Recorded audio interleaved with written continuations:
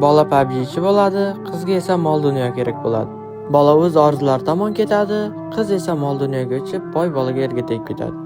Shunday ekan hech qachon harakatdan to'xtama. Hamma narsa mol dunyoga o'rganayotgan bu zamonda sen qachongacha odamlar gaplari bilan yashamoqchisan? Sen nima qilsang ham odamlar gapiraveradi.